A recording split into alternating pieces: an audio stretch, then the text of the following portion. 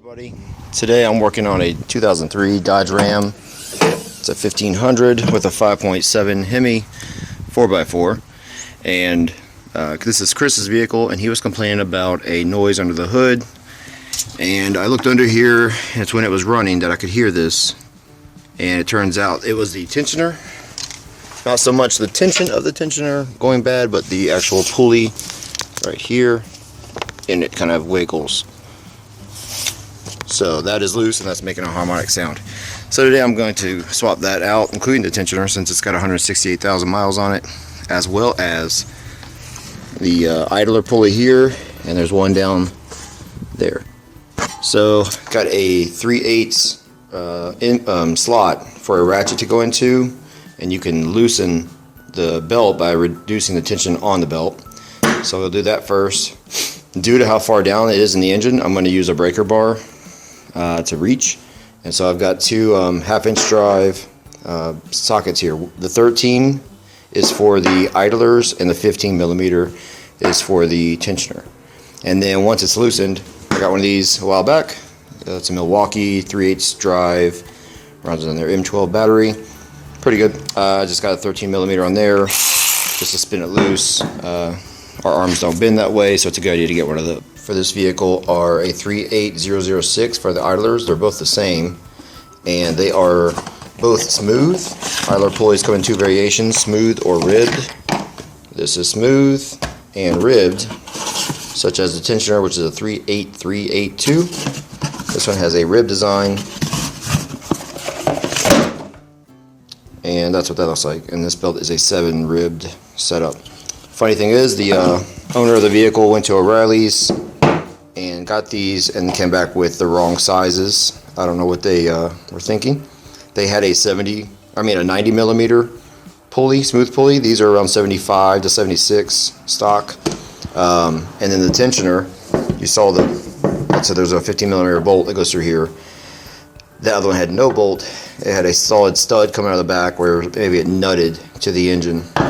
So anyways, I had to go back and get the right ones after my research and talking to O'Reilly's and getting them the part numbers. So here we go.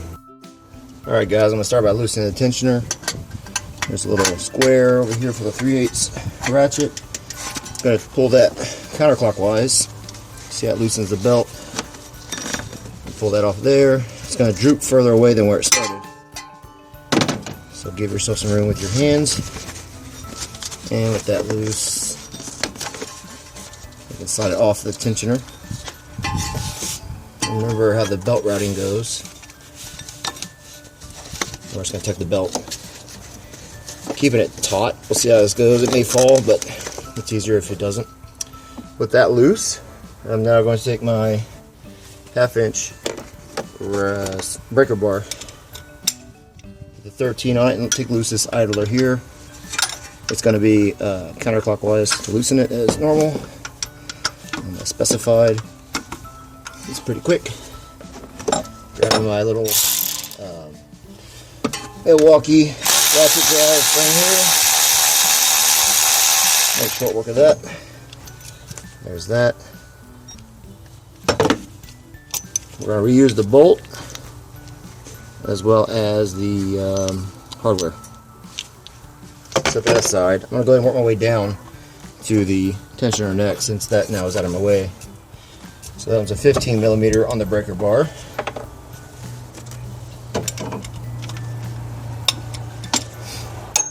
Counterclockwise, right here in the middle of this thing. I'll break it.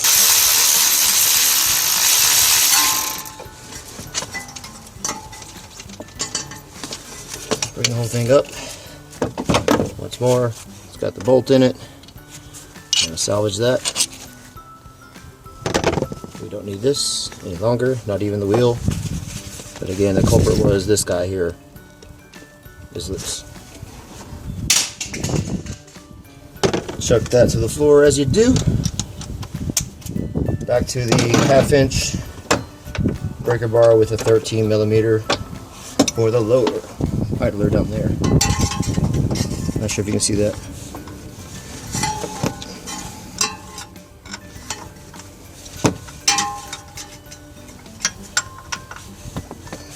Couple cracks of a whip.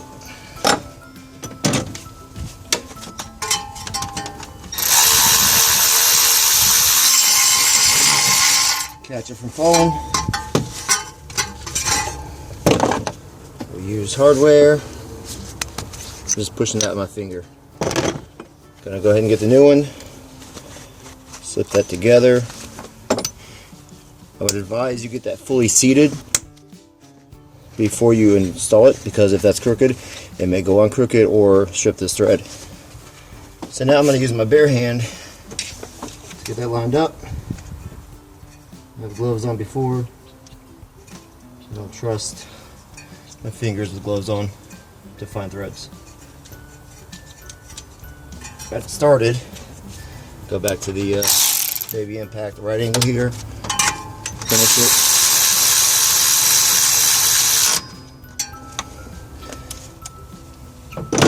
Back to my breaker bar with the 13. We did about 3 turns, or 8 turns it seemed, earlier to get it loose. I'm going to kind of mimic that for my torque setting. If you really value your vehicle, look up the torque specs. I value Chris's truck. I just have never had any problems with it idler kind of loose. You can put a thread locker on it as well if you really care. It's good. Now for the new tensioner, there are 2 little nubs here, it seems. Those are going to line up with the corresponding space. Looks like right here is one, and there's nothing here. So it goes in that cavity. The pulley was facing toward the engine, and hardware here, the bracket was away from the engine. So again, bare hand, line up that nub. Use that to help you center the bolt. I'm wiggling to and fro, and I've got it started. Polish it off with the right angle.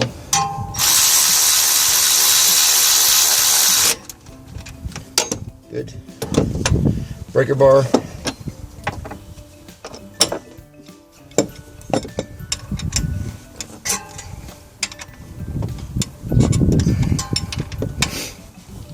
Larger bolts usually means more torque. That felt good. And now we have the last idler at the very top. Grab the old hardware, snap it together. Nude hand. Find that center point, get it started, polish it off. So once you have everything torqued the way you like it, you're going to reinstall your serpentine belt by the tensioner down there with the 3/4 ratchet. If you need a reminder on how to route the belt routing, here is the different engines. Again, this was a 5.7, so you would use that one in the middle. So now we're going to go to test start.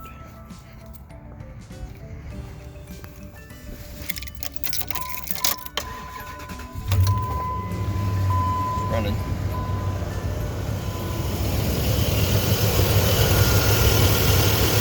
Pretty good. So if you're trying to figure out where noises are coming from, you can use a spray like a WD-40 or a brake cleaner or whatever you have, honestly. The noise I hear currently sounds like it could be the alternator. It's got some miles on it, maybe, maybe not. It works. Don't put your hands down in there because of that metal fan. Another idea I use sometimes is a rubber hose, something that maybe like 5/8 or a larger diameter. Stick it to your ear, and you can move the other end of that hose into dangerous spots or hot spots or whatever to find ticks and creaks and groans. So hopefully that has helped you guys. Thanks for tuning in. Check in later for other content.